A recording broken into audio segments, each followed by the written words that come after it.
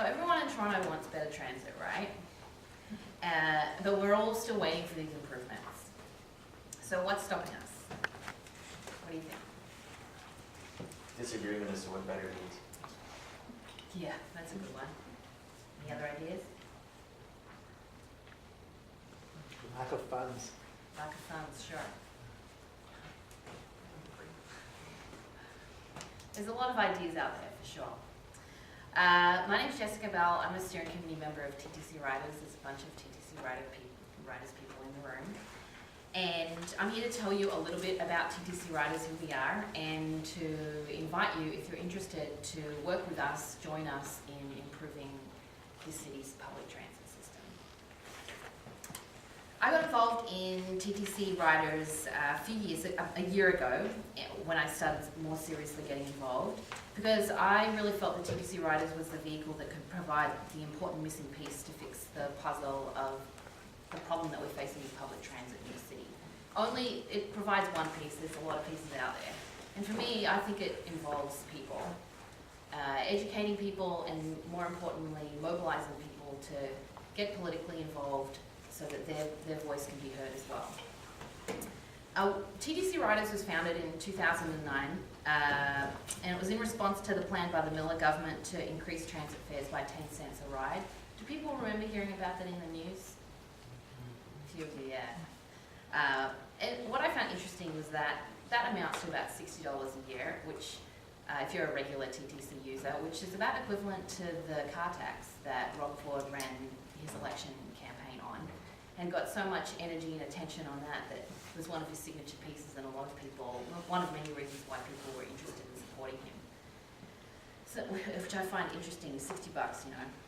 So, but when it came to the fare hike, did any of you go down to City Hall or email your city councillors to oppose the fare hike in 2009? A few of you? Yeah, a few of you, right? We lost, which is unfortunate. But what I do think came out of that time, which I think is really key, is this important realisation. So when you pick up the Globe and Mail and Toronto Star today, or you listen to the radio, or you go down to the TTC Commission hearings, there's a lot of people down there who have an opinion on what our transit system should look like. You've got the environmental groups, you've got unions, you've got the politicians, you've got the academics, and they've all got a lot of very important things to say. But what piece I see that's consistently missing down there is the voice of the transit rider. Most importantly, a group of transit riders coming down there consistently again and again and again with a clear idea of what they want, saying this is how we want our transit system to be improved. There's a little bit, but we need to be, in my opinion, the main voice down there again and again. And that's where I think the TTC Writers can play a very important role. Has anyone heard of the LA Bus Riders Union? A few of you? Great. Well, I imagine I would like the TTC Writers to be the LA Bus Riders Union of the North. I think that would be a really cool little casual slogan. And what I really like about the LA Bus Riders Union is that they've used a whole combination of different strategies and tactics: lawsuits, grassroots organising, media work, civil disobedience, to really successfully campaign for reduction in bus fares, limits to overcrowding, and an increase in bus service to low-income areas underserved by transit.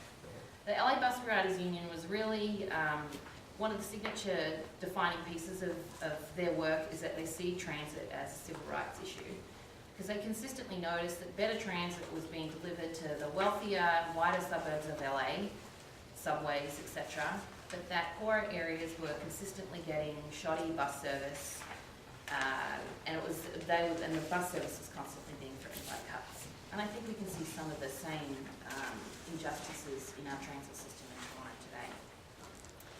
Has anyone looked at, I'm sure a few of you have, the 3 cities reports that have come out again and again that looks at the economic inequality in our city?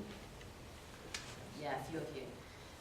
And what I found really interesting about that is that there was a report on how those 3 cities transit, the wealthier kind of city gets much better transit, 4 times better transit than the 3rd city, the poorer city. It's a wealthy city, the middle class city, and the poor city. That's how the maps are divided out. And the poorer city gets much worse transit, less subways, poorer bus service. So we have similar problems here. So what the TTC Writers is really interested in doing is not only is really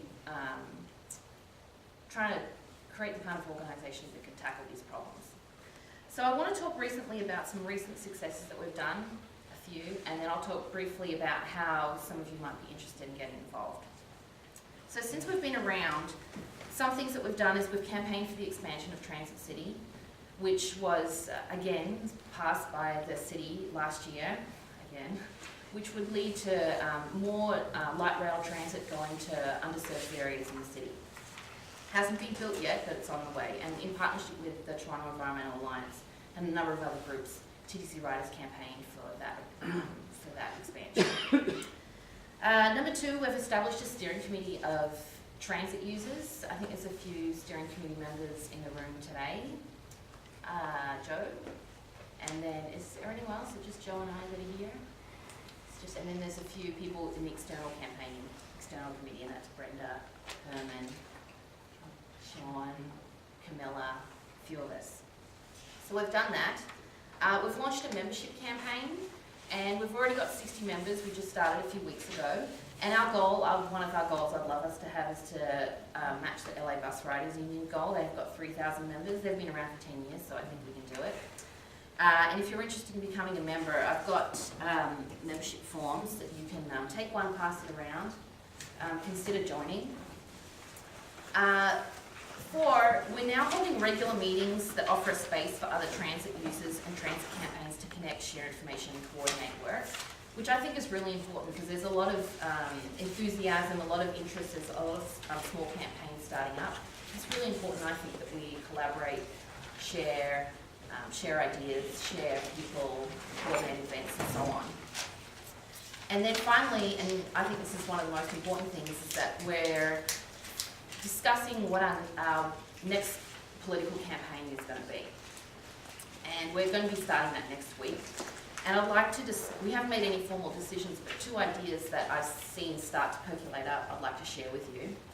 One is TTC Writers is very interested in keeping fares low and affordable, yet also improving service levels. So how in the hell do we do that? One idea that we hear talking about, and Brenda also mentioned this, is, well, why don't we ask the province to recommit their original $200 million in funding that they used to put into the TTC operating budget and get them to start putting that money in again.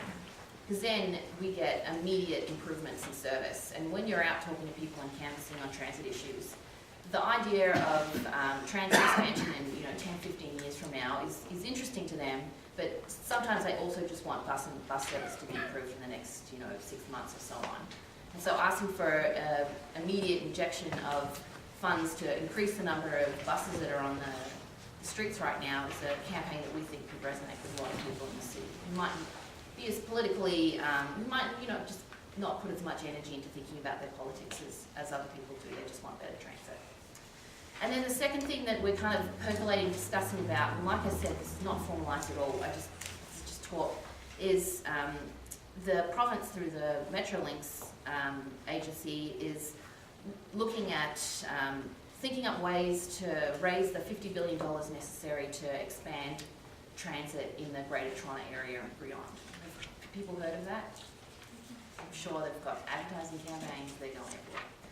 So the question is, okay, so they want to do this transit expansion and they want to raise $50 billion, and Metrolinx is running around saying, well, how are we going to raise this $50 billion? That's the question. And for TTC Writers, some of us are thinking, well, why don't we have an opinion on how they raise that $50 billion? Is it through a sales tax? Is it through a regressive tax or a progressive tax? Is it through raising corporate taxes? Is it through public-private investment? I'm sure many of you have an opinion on what that could be, and some of us also have an opinion on that. But we think it's important that we get our heads around this and insert the user's voice into this debate. So they're the two ideas that we're currently circulating. I'd love to, if people are interested in this conversation, I'd love to some of the conversation went, started to explore that. You can also speak to some of us afterwards. So obviously these two campaigns aren't going to be easy. and there are many powerful interests in the city who have a different opinion on how they think transit should be expanded, operated and funded. And the future of our transit system and what it's going to look like in the next 5-10 years is at stake. So, just briefly, if you're interested in helping us build TTC Writers, there's a few things you can do. One, you can join our email list at ttcwriters.ca. It's the best way to find out about what's going on and how you can get involved in campaigns.